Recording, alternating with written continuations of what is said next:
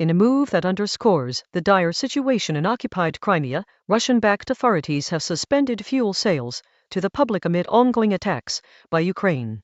This latest development follows earlier rationing measures due to shortages caused by Ukraine's recent campaign against supply routes in Russian-occupied territories. Governor Sergey Aksyonov stated that individuals and businesses would be denied access to petrol stations, with fuel only being made available to government agencies ensuring Crimea's functioning and security. Earlier reports indicated 4 people had been killed and 28 injured when a Ukrainian drone attack struck an oil depot in Kerch overnight. President Volodymyr Zelensky characterized this as a just response to Russia's brutal attacks. The president also targeted a logistics facility for oil transportation in the adjacent Russian region of Krasnodar, which he termed a significant blow to Moscow's war effort. This latest fuel restriction marks Crimea's most severe challenge yet. Aksyonov indicated that further decisions regarding the republic's fuel market would be announced at a later date, underscoring Ukraine's resolve to disrupt Russia's war economy and its ability to respond swiftly to such attacks. Zelensky highlighted ongoing military operations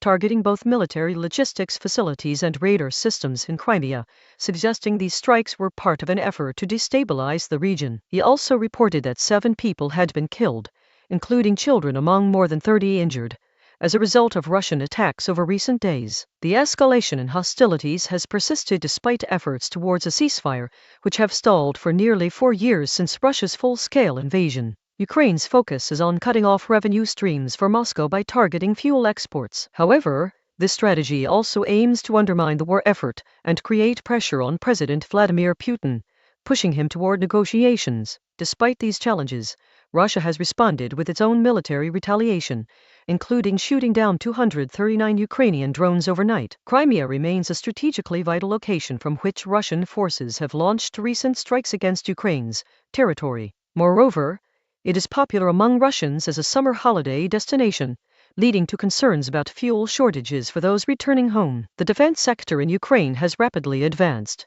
particularly in drone technology. This success, however, comes with its own risks, as every successful strike that gets through serves as a potent reminder of Moscow's vulnerabilities and potential retaliation. The recent attack on an oil refinery by Ukrainian forces highlights the vulnerability of Russia's infrastructure to such precision strikes. As both sides continue their military campaigns, the people of Kiev and Crimea are bracing for further responses from Russia. This conflict is now entering its 5th year, with neither side showing signs of readiness for dialogue. The impact extends beyond military objectives.